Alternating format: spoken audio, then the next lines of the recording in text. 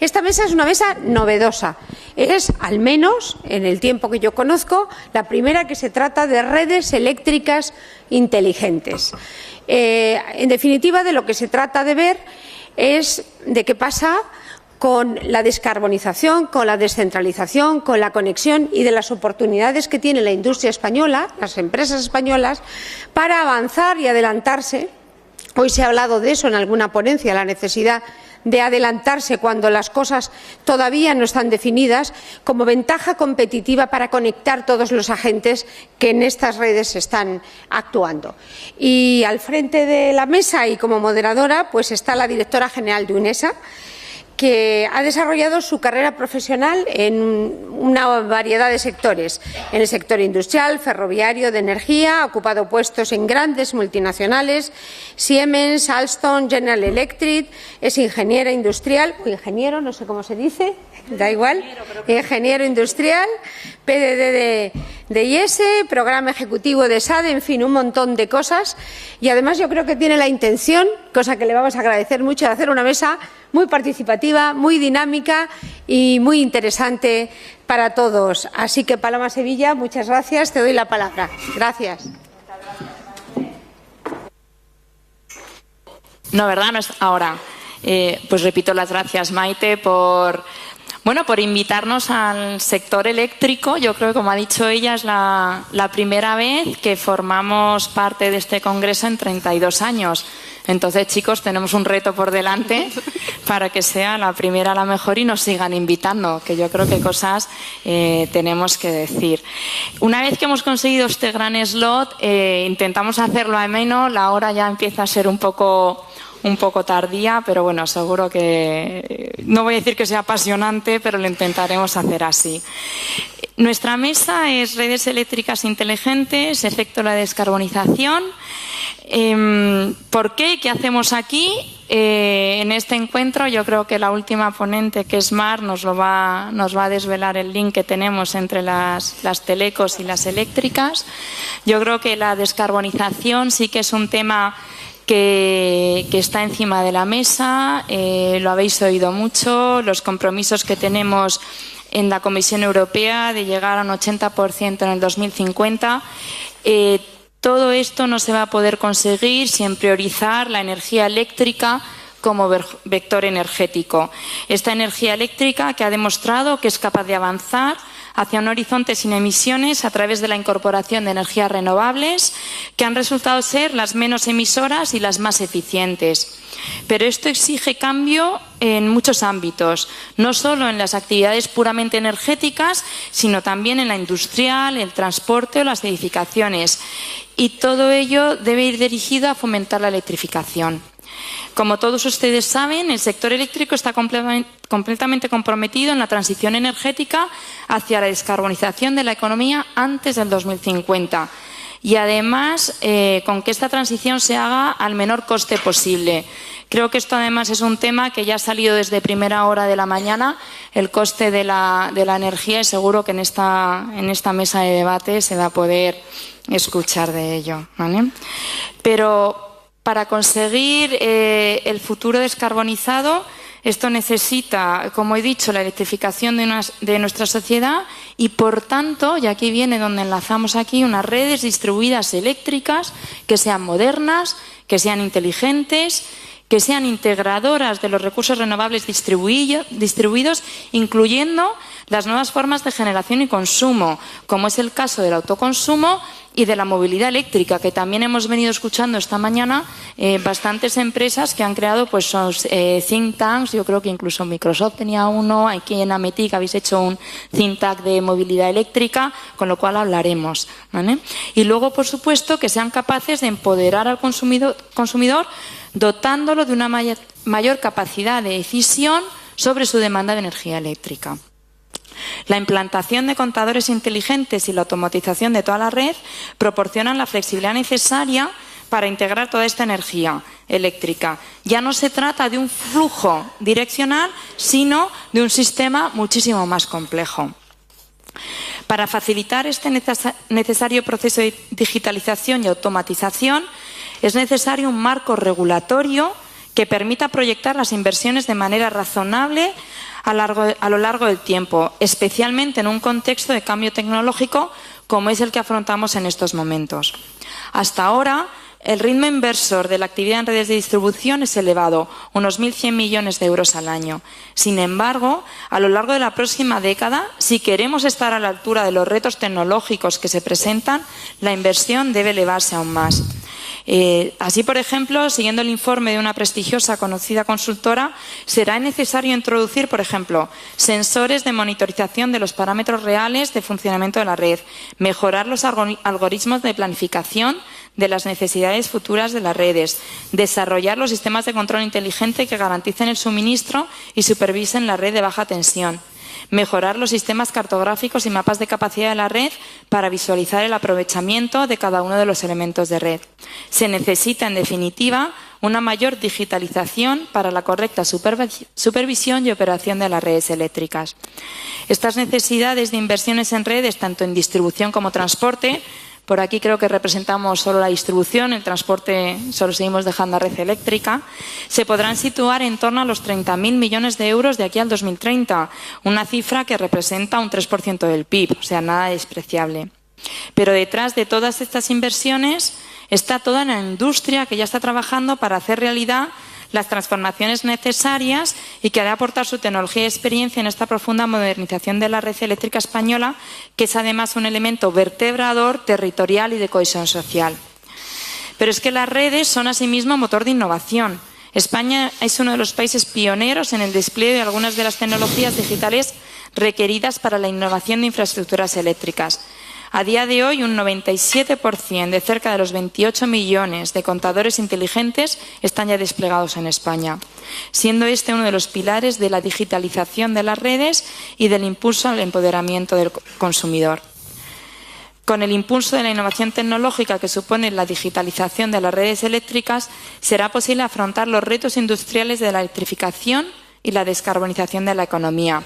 Y sobre todos estos aspectos, y seguro que muchos más, son los que queremos exponeros en esta mesa de debate, cuyos ponentes empiezo a presentar. Jorge González, que es director general de Ormazábal, es ingeniero industrial por la Escuela Técnica Superior de Bilbao, International Executive Master in Business Innovation por Deusto Business School y Cambridge Judge Business School. Es director general de Ormazábal desde abril de 2013, si bien forma parte del grupo desde hace 17 años, donde ha trabajado. Yo creo que ha sido... ¿Quién empezó de becario y ha terminado de CEO? Eladio, que estuvo en la primera mesa de debate. Ezequiel, pues yo creo que... Así fue. Que Jorge empezó de ingeniero, no sabemos si ingeniero o becario. Lo que se demuestra que no hay tanta gente para acceder a los puestos. Al final es cuestión de esperar lo suficiente. Exactamente. Pues ha sido ingeniero, gestor de unidad de negocio, posteriormente gerente de Polsa, gerente de aislantes sólidos, gerente de Uniblock, gerente de Ormazábal Distribución Secundaria, director general para EMEA y finalmente director de Ormazábal general. Nos va a exponer la visión desde el punto de vista del fabricante. Jorge, cuando quieras. Muy bien, pues la verdad es que es una pena que se haya cortado esta mesa porque yo creo que es por fin poner en su sitio las cosas, ¿no? Los ingenieros industriales hablando y los telecos escuchando. Bueno. Han sido muchos años, pero lo hemos conseguido. Bueno. Soy teleco, ¿eh? Como que eres... Ay, es verdad, Mar, es teleco, te dije. Nos ha colado. Se nos ha colado una teleco aquí. Bueno, a lo largo del día yo creo que de lo que quiero hablar hoy tiene mucho que ver con muchas de las cosas que se han hablado hoy. Se han hablado de términos de moda o etéreos, digamos, que se tienen que ir consolidando a lo largo del tiempo, y se ha hablado mucho de inteligencia artificial, de deep learning, etcétera, etcétera, que a lo largo de todas las ponencias se vea diciendo, bueno, es que son términos paraguas que podemos meter dentro muchas cosas, pero luego la realidad tiene que ir decantando exactamente qué quiere decir eso. Se ha hablado de incentivos públicos para la innovación, y voy a intentar vincular ese tipo de conceptos a una cosa que ha pasado o que está pasando en España, que ha pasado en los últimos años, y que creo que es un ejemplo bastante bueno y positivo de lo que se puede hacer, y que, como suele pasar, y eso es muy, muy latino, estas cosas buenas que pasan no les damos publicidad. En las redes eléctricas, en el mundo eléctrico, tenemos también un concepto que ha estado muy de moda, igual que la inteligencia artificial y el IoT, etcétera, etcétera, en vuestro mundo. Pues nosotros llevamos 20 años hablando de las Smart Grids. Y las Smart Grids es todo y es nada. Es un concepto paraguas que lo creó la industria para ir, digamos, dando cuerpo a algo que se veía o se intuía que iba a pasar, que hace 20 años no se sabía lo que era, nadie sabía lo que era, o todo el mundo decíamos que sabíamos, pero cada uno entendíamos una cosa diferente, pero que a lo largo del tiempo se ha ido consolidando y concretando en hechos específicos que han ido ocurriendo, ¿no? Conforme el tiempo ha ido pasando, se han ido clarificando una serie de cosas. En primer lugar, el driver o el vector, tractor político de todos estos cambios, que es la descarbonización. Ahora ya, hoy todo el mundo hemos estado hablando de la descarbonización, del COP21 de París, etcétera, etcétera. Ahora ya parece una cosa indiscutible, pero hace 10 años no era tan indiscutible el asunto de la descarbonización de la economía, etcétera, etcétera. Pero eso, conforme se ha ido clarificando, se ha concretado y se ha convertido en un driver muy importante que afectaba a nuestro negocio. ¿Por qué? Porque la descarbonización de la economía también se ha ido clarificando, no estaba claro cuál era el método de descarbonización, pero estaba vinculado fundamentalmente a dos hechos. Uno, la generación a partir de energías renovables. Hoy también todos damos por sentado que la generación a través de la utilización de energías renovables es un hecho, pero hace 5, 7, 8 años podíamos encontrar grandes gurús diciendo lo contrario en cuanto a la no competitividad de estas tecnologías. Y por último, una de las últimas que se ha clarificado es que la descarbonización de la economía y el uso de energías renovables implica necesariamente la electrificación de la economía y específicamente del transporte de personas y mercancías por carretera. Claro, hoy esos son hechos reales y verdades absolutas que nadie discute, pero hace 15 años o 18 o 20 años, cuando hablábamos de las Smart Grids, eran simplemente alternativas de cosas que podían pasar. Claro, conforme eso se ha ido clarificando también los efectos que todos esos cambios que tenían que ocurrir, que tienen que ocurrir o que están ocurriendo, iban a tener sobre las redes eléctricas. La red eléctrica, a pesar de que, no queda muy bien decirlo, pero es verdad, es decir, la red eléctrica hasta hace muy poco tiempo se ha diseñado en base a criterios puramente estadísticos, es decir, cuántas personas, población, tipo de uso, en función de eso se diseñaba la red, se dimensionaba la red, se instalaba la red y se convertía en una caja negra no observable durante años, excepto que mandases gente a campo a ver qué es lo que estaba pasando. Claro, eso en un mundo en el que la energía ya no fluye del punto A al punto B, sino que a veces A consume, a veces A genera, a veces B consume, etcétera, etcétera, exige la absoluta observabilidad de la red, análisis de la red, gestión de la red online y acción sobre ella. Eso tiene una implicación grande y sobre todo tiene una implicación no tanto tecnológica, que la tiene, sino sobre todo por los efectos de volumen que la red eléctrica tiene. Esto, además de ser ingeniero industrial, soy de Bilbao. Esto tiene un peso muy relevante. Pero no debéis olvidar que la red eléctrica es la máquina más grande, más extensa y más cara de la historia de la humanidad. No lo solemos ver así, pero si lo pensáis, los miles y miles de millones de euros que hay invertidos, los millones de puntos a los que la red llega, hacerla absolutamente observable, controlable y monitorizable implica inversiones potencialmente gigantes. Bueno, estas dudas que nos han pasado en el sector eléctrico en los últimos años no son propias de España, sino que son a nivel global, pero lo que sí es específico de España, y creo que es yo no sé si es una visión portentosa de hace 10 años o si es un cúmulo de casualidades que nos han traído aquí, que España, por una agrupación de efectos o de visiones, es decir, el boom de las renovables del año 2005, 6, 7 y 8 en España, la adopción por parte del Gobierno de la directriz europea de la instalación en el 100% de los contadores de medida, tal como lo decía la directriz, cosa que solo ha hecho en esa extensión España frente al resto de países europeos. La apuesta decidida de las compañías eléctricas españolas no por dar respuesta exactamente a lo que la ley decía, sino a lo que la red iba a necesitar de verdad en el futuro. y un sector industrial adecuadamente surtido y que ha estado invirtiendo por encima del 4% en I+D durante los peores años de la crisis, ha llevado que hoy en día la red eléctrica española es probablemente, creo que además es verdad, una de las más desarrolladas del mundo. En la comida decía que el efecto quizá no sea lo más adecuado para el mundo de las TICs, pero en la comida que estábamos comiendo la gente a la mesa lo decíamos. Hace 15 años todos teníamos velas en casa y hoy nadie tiene velas en casa. No nos entra en la cabeza un apagón, cosa que hace 20 años era muy habitual.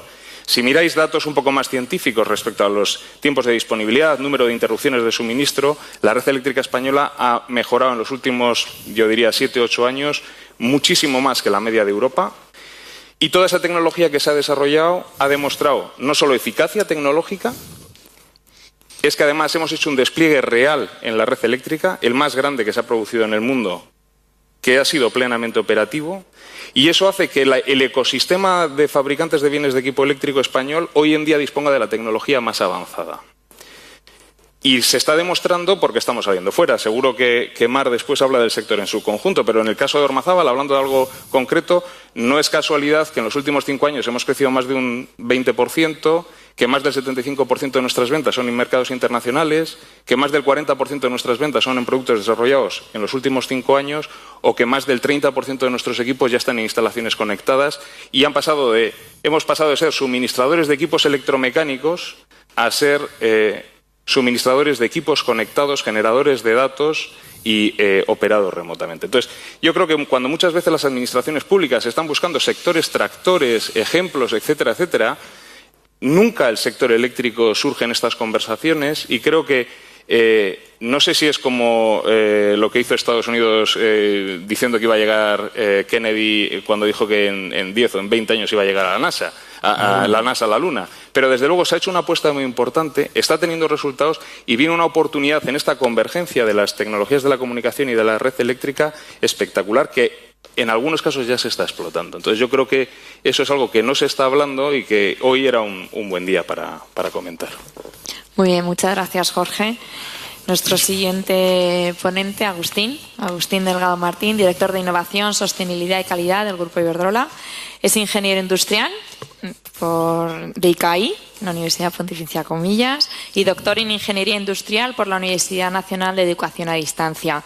También ha completado el programa de la Escuela de Gestión diseñado específicamente para Iberdrola por IES y el programa Liderazgo Global en IMD. Profesional con 20 años de experiencia, comenzó su carrera profesional en diferentes empresas del sector ferroviario y energético. Se incorporó a Iberdrola en 2006 como director de innovación. En 2010 fue nombrado director de Innovación, Sostenibilidad y Calidad y en 2014 fue nombrado director de Innovación, Sostenibilidad del Grupo Iberdrola. También es responsable del programa de capital riesgo en Iberdrola, Perseo, donde coordina la inversión de Perseo en empresas tecnológicas relacionadas con la sostenibilidad energética. Agustín nos hablará del reto que supone para las compañías eléctricas la descarbonización y cómo las redes son el elemento clave para conectar a todos los agentes. Agustín, por favor. Muchas gracias. Creo que había una diapositiva. A ver si es posible. Ok. Bueno,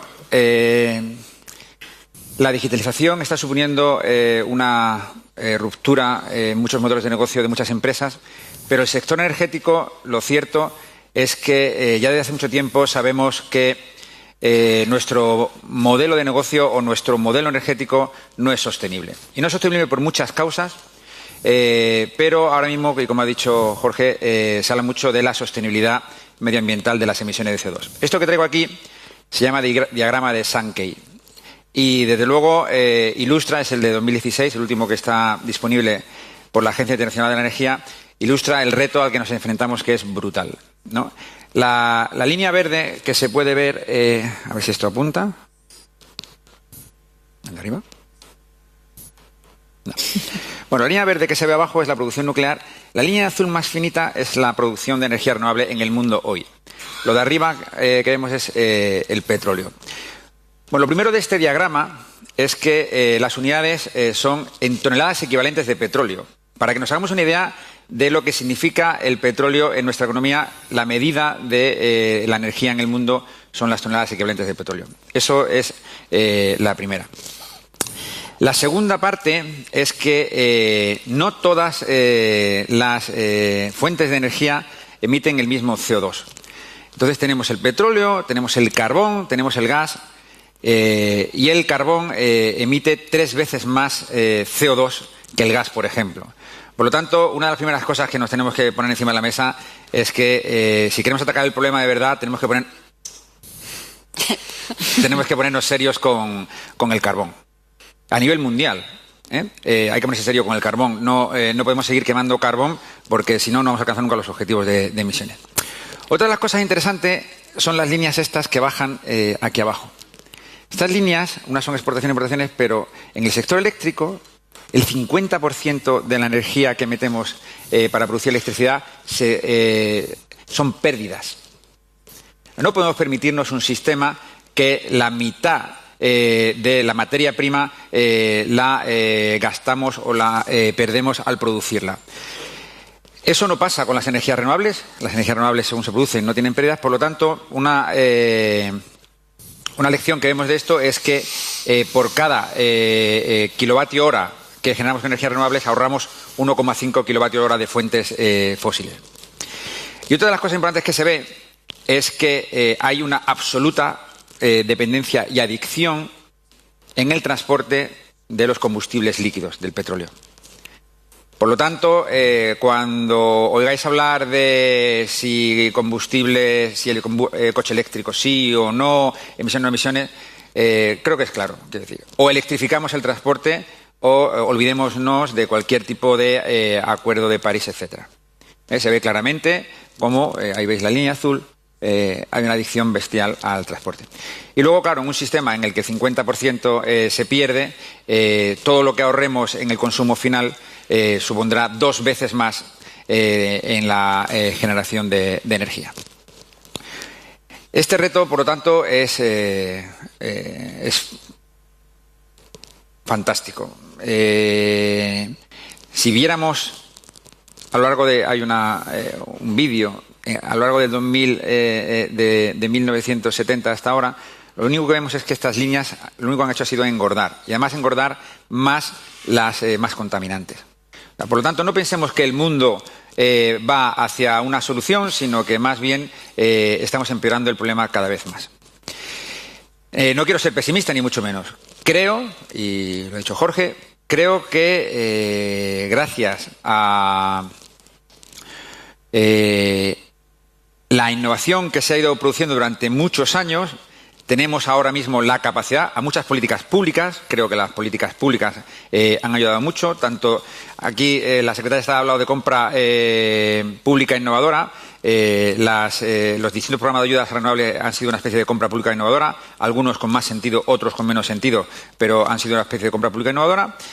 Política industrial, no aquí precisamente, aquí en España una política industrial yo creo acertada en el ámbito de la energía eólica, no tanto en el ámbito de la energía fotovoltaica. Política industrial, se hablaba antes en la conferencia anterior de grandes hubs, pues en Corea, por ejemplo, estamos hablando de un hub industrial de baterías muy importante, en China de paneles fotovoltaicos. Lo que quiero decir es que creo que tenemos la tecnología para poder limpiar la generación de energía eléctrica. Y el recurso, puesto que combinados el recurso energético eólico y solar podrían llegar a producir la energía necesaria para el mundo, y tenemos que convencer, dándole productos adecuados a los usuarios, de que descarbonicen el uso de energía que tienen, sobre todo en el transporte, pero también en la calefacción, que hablamos en la comida, y en la industria. Por lo tanto, es posible. El único problema que hay es que hay que conectar esta producción renovable que nosotros queremos aumentar, y ya os digo que el reto es fundamental, con ese consumo. Y para conectar uno con otro aparece como elemento imprescindible las redes de energía eléctrica. La energía eléctrica se almacena malamente. Nosotros ahora mismo en España tenemos suerte, puesto que tenemos muchas centrales de bombeo. Se van a aparecer cada vez más almacenamientos en baterías, que van a ser adecuados para algunas horas de almacenamiento. Pero lo cierto es que lo más interesante es intentar consumir la energía eléctrica a la vez que se produce. Hasta ahora, la energía eléctrica se producía en función de lo que se consumía. Sin embargo, ahora no somos capaces de controlar exactamente cuándo producimos, puesto que el sol sale a determinadas horas, el viento sopla a determinadas horas, y por lo tanto está apareciendo lo que se llama la gestión de la demanda, a través de la cual podemos consumir en función de lo que se produce. Y es un cambio de paradigma total. Y esta gestión de la demanda se puede pensar ahora gracias a las tecnologías de la información y de las comunicaciones. Los usuarios tienen información en tiempo real de los costes de la energía eléctrica y van a poder decidir cuándo consumir y cuándo no. De hecho, España es uno de los países en los cuales el coste de la energía eléctrica es horario, cosa que cuando hablas en Estados Unidos ni lo entienden, que seamos capaces de hacerlo así. Pero gracias al despliegue que decía Jorge que hemos hecho de contadores inteligentes, podemos poner un precio horario a la energía. Si os acordáis de la tarifa nocturna, ahora ya no es tarifa nocturna, ahora es una tarifa horaria. Y eso permite que los consumidores puedan adaptar su consumo. Esto va a servir mucho para los vehículos eléctricos y esto va a servir para dimensionar unas redes que puedan permitir ese flujo brutal de energía de un sitio a otro. La digitalización para nosotros tiene, por lo tanto, una doble vertiente. Una vertiente en la cual algunos de nuestros modelos de negocio cambiarán. Yo creo que sobre todo el retail puede cambiar mucho, no tanto las redes, quizá no tanto la generación, debido a esa desintermediación que puede proporcionar todo lo que es la economía digital.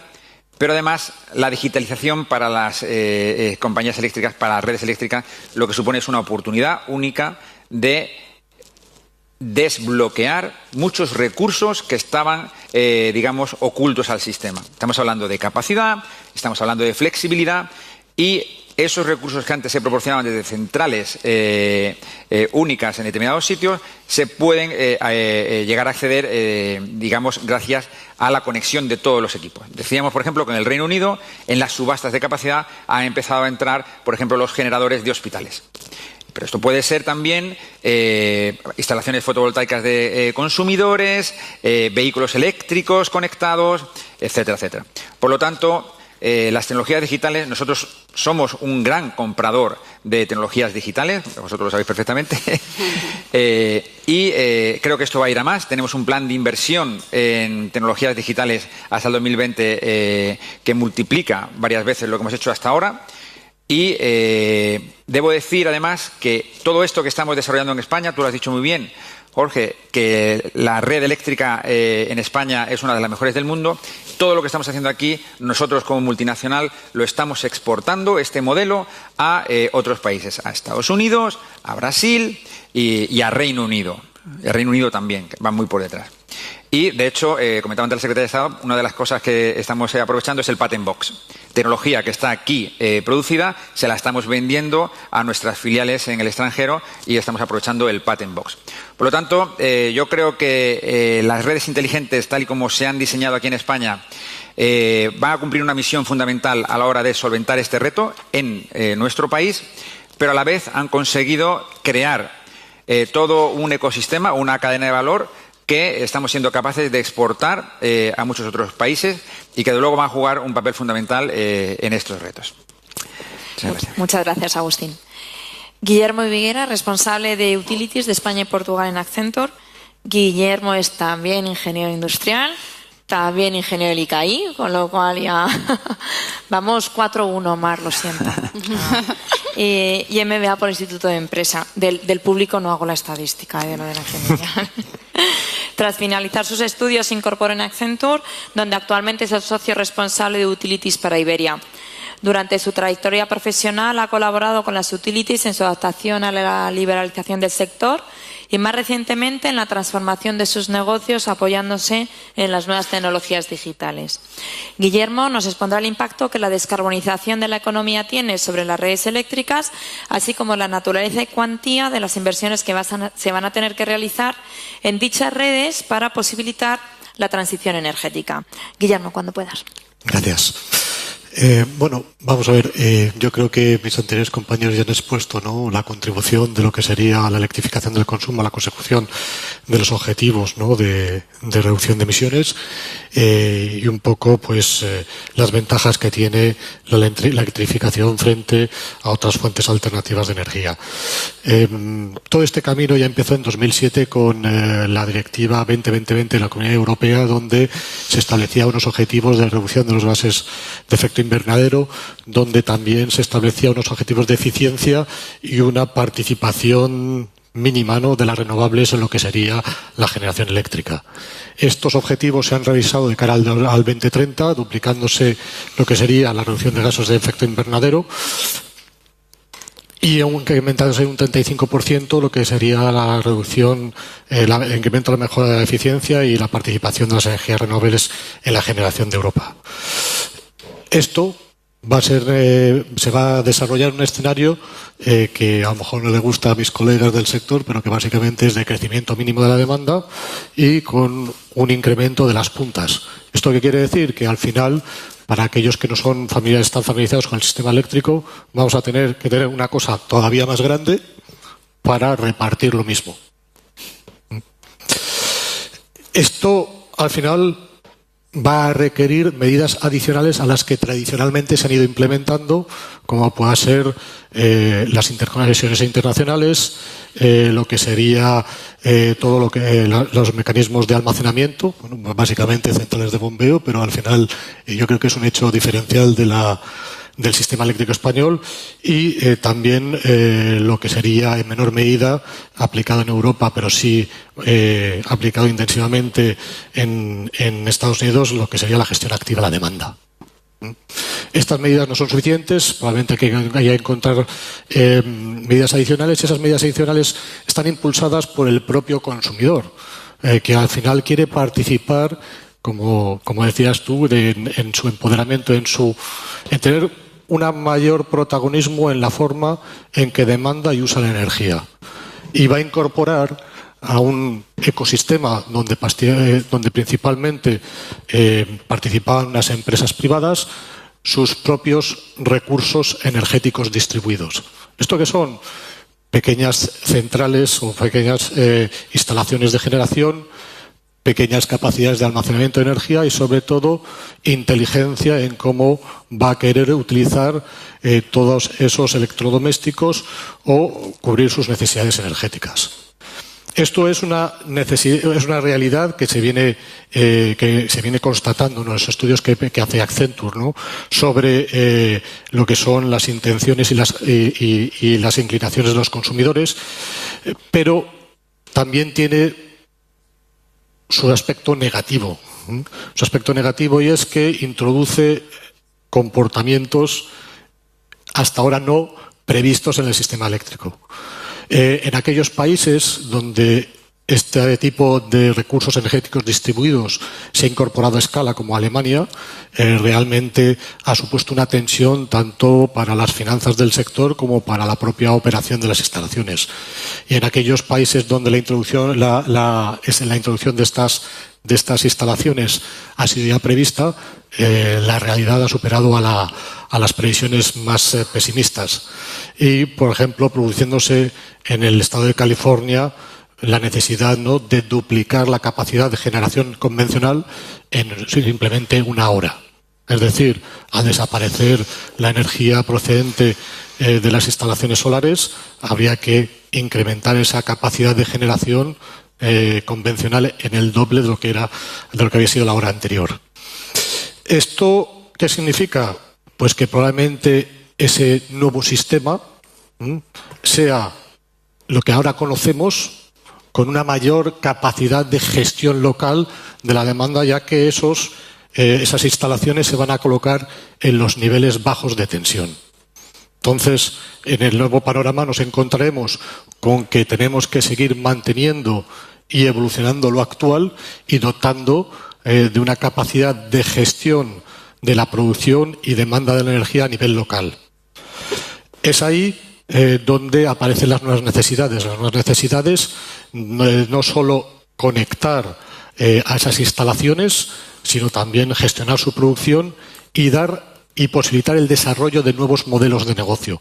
Nuevos modelos de negocio que van a estar relacionados con el intercambio de energía entre los propios consumidores y también en la oferta de servicios de regulación del sistema a nivel local. Todo esto no solo va a requerir la instalación de equipos que permitan controlar y operar la red, sino también gestionar esos nuevos dispositivos. Al final, todo este intercambio, el World Economic Forum lo ha valorado en 3 trillones de dólares en los próximos 25 años. Por lo tanto, entendemos que debe realizarse de una forma planificada, ordenada y teniendo en claro cuáles son las reglas del juego para que al final esas inversiones se produzcan de una forma eficiente. Muchas gracias, Guillermo. Terminamos con Mar. De verdad que no la hemos dejado la última por ser teleco. O sea, de verdad, ha sido así. Mar Duque, directora general de AFBEL, ingeniera de telecomunicaciones por la Escuela Superior de Telecomunicaciones de Madrid. Y MBA, especialidad en marketing por la Universidad Hawaii Pacific de Estados Unidos. Sí, sí. Fenomenal.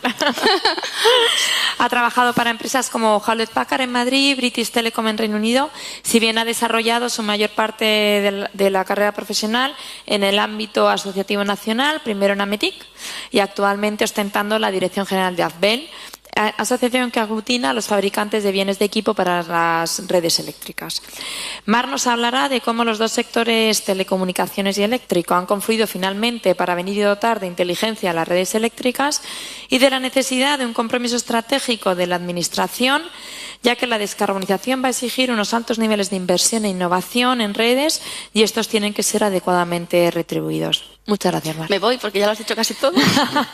Bueno, lo primero, me estoy encantada de estar aquí porque, como has dicho tú, Paloma, vengo del mundo de las telecomunicaciones y tenemos una mesa aquí en este foro de telecomunicaciones de las redes eléctricas, o sea que tiene sentido mi currículum. Cuando yo aterricé en AFBEL, mi antecesor tenía un comité que se llamaba Comité de Protecciones, Medidas, Comunicaciones y dije, ¿y por qué no se llama Smart Grids? Pues cambiémoslo. O sea, que tiene sentido que haya una teleco dentro de este sector de eléctricos. Aparte de todo esto, aparte de bromas, AFBEL es una asociación que a lo mejor no es muy conocida por todos vosotros.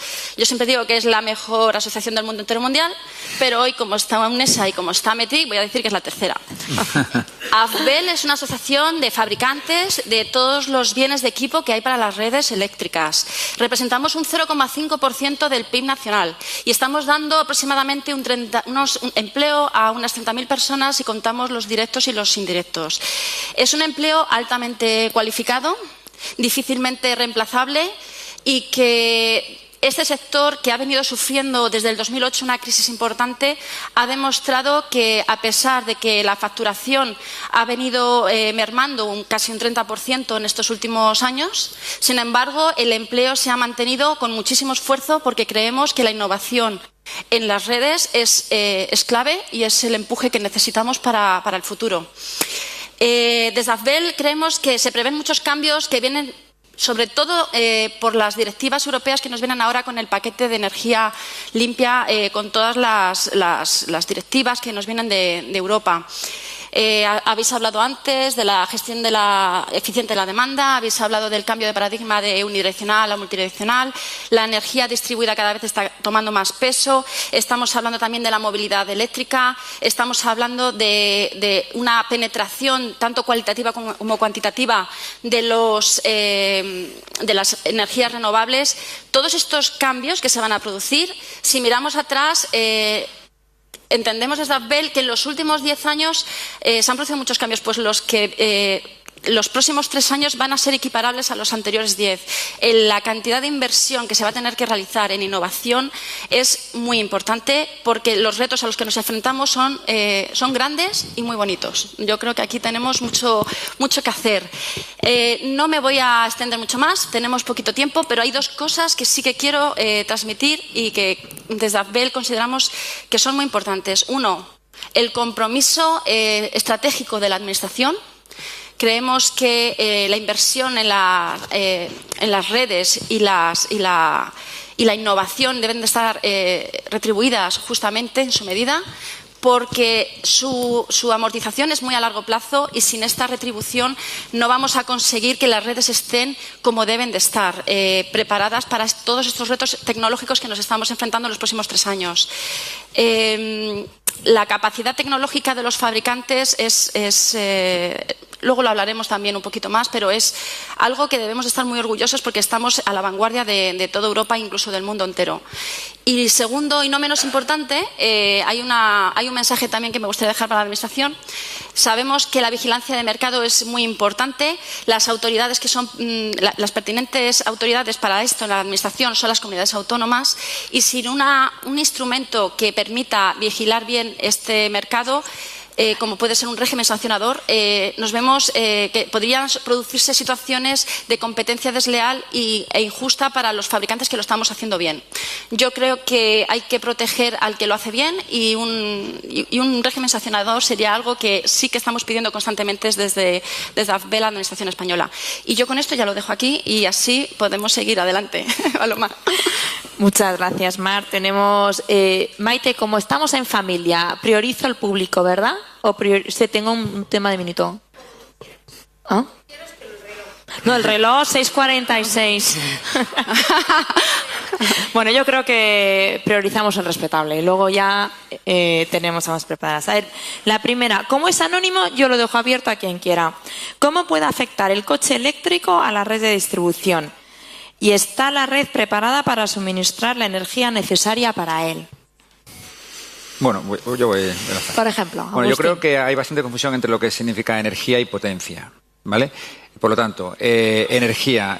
Ahora mismo la capacidad de producción de energía en el sistema español da de sobra para los vehículos eléctricos. Hay que tener en cuenta que 1 millón de vehículos eléctricos supondría un incremento de la demanda, si no recuerdo mal, entre el 2 y el 3%. Quiero decir, nosotros hemos asumido incrementos de demanda, como por ejemplo con los aires acondicionados, anuales de más de eso. Por lo tanto, en cuanto a energía, no hay ningún problema.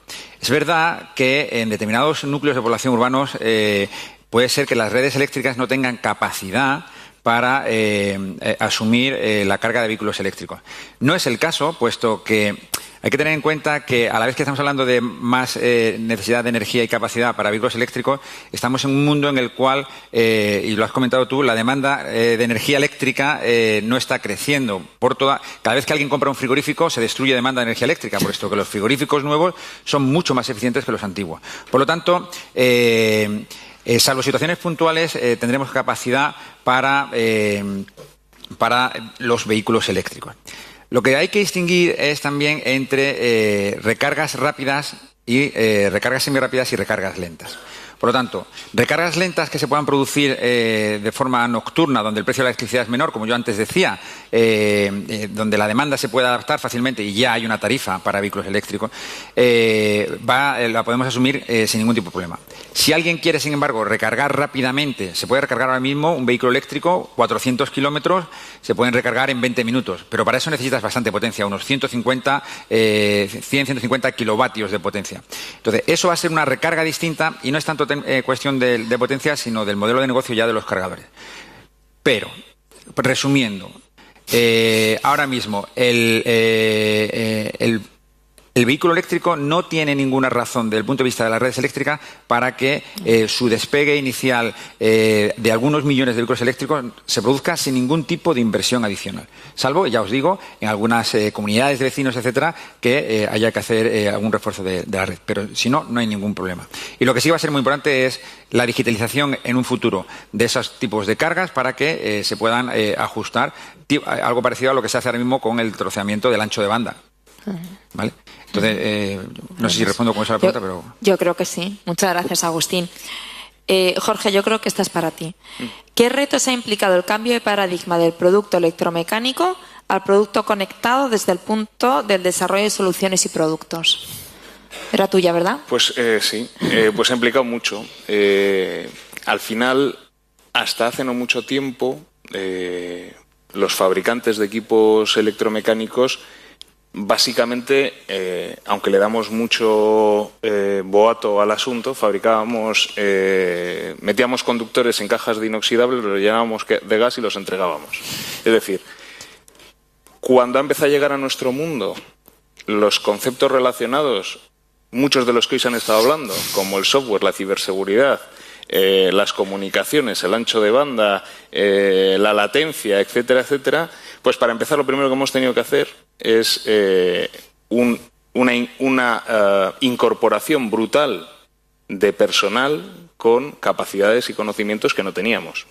Además, esto fundamentalmente se ha producido durante los peores años de la crisis. De ahí lo que decía Marc, que el empleo no se ha destruido. No solo no se ha destruido, sino lo que ha habido ha sido una mutación de trabajos de menores cualificaciones por trabajos de alto nivel de cualificación, porque durante los años 2005, 2006, 2007, 2008, 2009, 2010, etcétera, etcétera, ha sido cuando hemos tenido que desarrollar todos nuestros equipos. En el caso de Ormazábal, por ejemplo, en estos, digamos, últimos 10 años, los años desde la crisis global, habremos incorporado más de 100 tecnólogos, digamos, ingenieros, etcétera, etcétera, única y exclusivamente relacionados con esos ámbitos.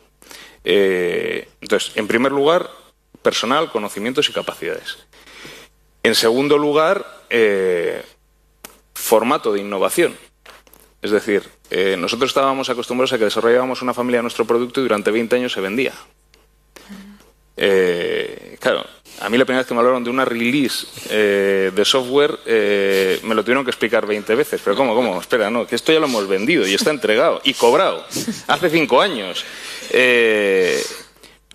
Esa velocidad de cambio no la podemos hacer solos. Éramos una industria que fundamentalmente innovábamos en casa y en los últimos años hemos tenido que crear una red a nuestro alrededor de empresas de todo tipo, grandes corporaciones, startups, spin-offs, etcétera, etcétera, donde hemos tenido que distribuir ese trabajo de innovación y especialmente en el mundo del software, pues mucho hemos tenido que hacer de eso. Y luego, por último, ha habido efectos corporativos. Es decir, en el caso nuestro, por ejemplo, por eso hoy estamos aquí. En el año 2010, Velatia, la familia Ormazábal, decide incorporar al grupo Aikusi para, digamos, preparar un animal, digamos, en el que la combinación de nuestras capacidades electromecánicas con las capacidades de comunicación y de TI, de software, etcétera, etcétera, de Aikusi, pues esté más preparada para ese cambio. Entonces, ha sido un cambio brutal. Claro. Muchas gracias, Jorge. 3/4 de minuto, podemos meter una más. Yo creo que es más. ¿Se abre una oportunidad real de negocio, de rentabilidad para la industria española con la nueva revolución energética en el mundo? Hombre, está claro que la parte de los años anteriores al 2008, los fabricantes españoles hicieron sus deberes y muy bien, invirtiendo muchísimo en innovación tecnológica. Y eso lo que ha hecho ha sido que sus productos, a partir del 2008, cuando además tuvieron que reinventarse porque el mercado nacional estaba como estaba, empezaron a ponerse las pilas y a exportar.